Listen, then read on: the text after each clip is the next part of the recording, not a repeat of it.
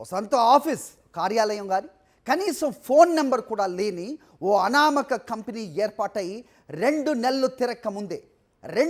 తిరక్కముందే తెలుగు రాష్ట్రాల్లో వేల కోట్ల పెట్టుబడులు పెడతామనటం, ఆ ప్రతిపాదనకు ముచ్చట పడిపోయి చంద్రబాబు సర్కార్ విశాఖలో కారు చౌకగా అత్యంత ఖరీదైన భూములు కేటాయించేయటం, ఇందుకోసం టీసీఎస్ని తెరపైకి తెచ్చి ఆ ముసుగులో ఎకరం 99 పైసలకే అంటూ ప్రత్యేకంగా పాలసీ తెస్తుండటంపై పెద్ద ఎత్తున అనుమానాలు వ్యక్తం అవుతున్నాయి.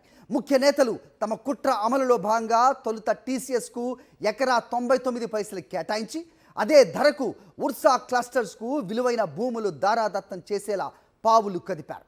అయితే సాక్షి బృందం ఆ చిరునామాకి వెళ్ళి పరిశీలిస్తే అది పూర్తిగా నివాస ప్రాంతం అని తేలింది. పెందుర్తి విజయ్ కుమార్కు అత్యంత దగ్గరి బంధువైన పెందుర్తి పద్మావతికి చెందిన 3 బెడ్రూమ్ నివాస ఫ్లాట్ను ఉర్సా ఆఫీస్ కార్యాలయంగా పేర్కొన్నారు. అది పూర్తిగా రెసిడెన్షియల్ అపార్ట్మెంట్. ఒక్కో అంతస్తుకు 4 ఫ్లాట్ల చొప్పున ఉన్న ఒక 28 ఫ్లాట్లున్న స్టాండ్ అలోన్ బిల్డింగ్. ఉర్సా కార్యాలయంగా పేర్కొన్న ఒక ఫ్లాట్లో ఓ కుటుంబం నివాసం ఉంటోందని, అసలు అక్కడ ఐటీకి సంబంధించిన ఎటువంటి కార్యకలాపాలు జరగటం లేదని స్థానికులు వెల్లడించారు.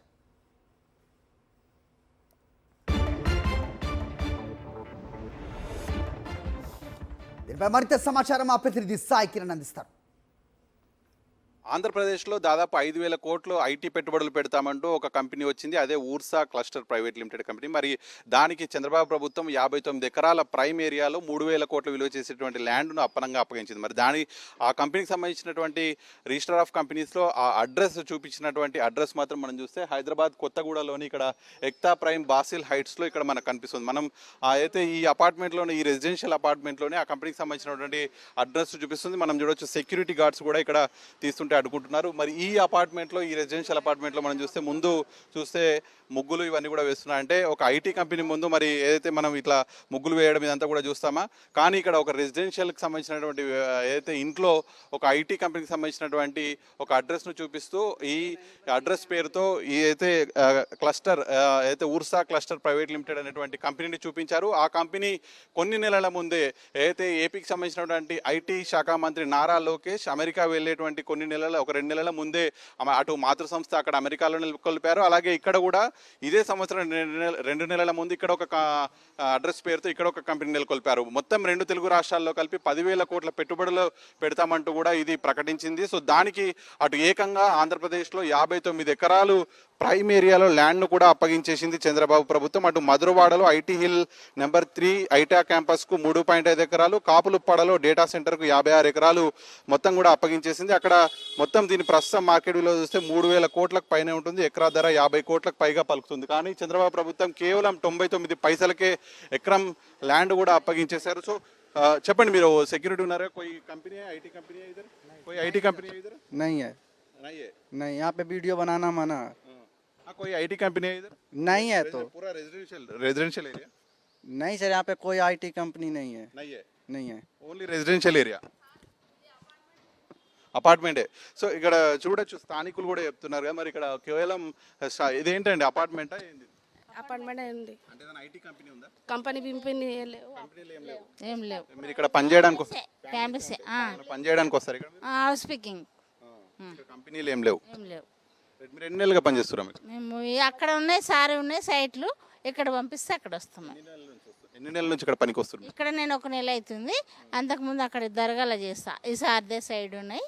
ఇక్కడ జనాలు లేకుంటే అక్కడ సైడ్ లెమన్కి పంపిస్తారు సైడ్. ఇక్కడ ఉన్నటువంటి స్థానికులు ఇక్కడ పనికి వర్కింగ్ కోసం కూడా వచ్చేటువంటి వాళ్ళని చూస్తున్నాం. సెక్యూరిటీ కూడా చెప్పారు ఇక్కడ ఎటువంటి ఐటీ కంపెనీ లేదు, మేము కొన్ని నెలలుగా కూడా ఇక్కడ పనిచేస్తున్నాం అనేటువంటి చాలా స్పష్టంగా చెప్తున్నారు ఇక్కడ వీళ్ళు.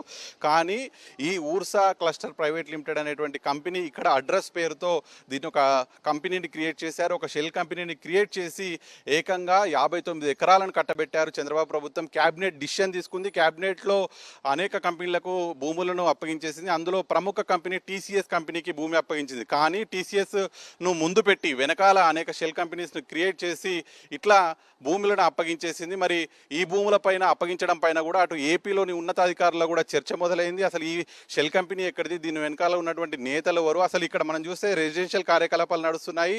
అక్కడ విద్యుత్ వినియోగం కావచ్చు, కంపెనీ ఆఫ్ రిజిస్ట్రేషన్లో కూడా వీరికి సమర్పించినటువంటి ఏదైతే ఈ అడ్రస్తో కేవలం విద్యుత్ ఉపయోగము ఇవన్నీ కూడా రెసిడెన్షియల్ సంబంధించి నుంచే కనిపిస్తుంది. ఎక్కడ కూడా కమర్షియల్ యాక్టివిటీస్ కూడా లేవు. మరి ఇటువంటి ఈ అపార్ట్మెంట్స్లో మరి ఏ విధంగా ఐటీ కంపెనీ వచ్చింది, మరి అటువంటి ఐటీ కంపెనీకి ఆంధ్రప్రదేశ్ ప్రభుత్వం ఇన్ని వేల కోట్ల భూములను ఏ విధంగా అప్పగించింది అనేటువంటిది మాత్రం ఇప్పుడు తేలాల్సి ఉంది. ఎందుకంటే ఐటీ కార్యకలాపాలు నెలకొల్పుతామనేటువంటి అడ్రస్ పేరుతో ఇక్కడ ఒక కంపెనీ వస్తే మరి దానికి సంబంధించినటువంటి యాక్టివిటీస్ ఉండాలి, మరి అవి ఏవి కూడా ఇక్కడ కనిపించట్లేదు అనేటువంటిది మాత్రం ఇక్కడ స్థానికులు కూడా చెప్తున్నారు. మరి దీనిపైన ఖచ్చితంగా విచారణ జరగనట్టు స్థానికులు కావచ్చు, అటు ప్రజలు, ఏపీకి సంబంధించినట్టు ముఖ్యంగా యువకులంతా కూడా దీనిపైన విచారణ చేయాలనేటువంటిది కూడా కోరుతున్నారు. విడుదల చందుతో కలిసి సాక్షి న్యూస్, హైదరాబాద్, కొత్తగూడెం నుంచి.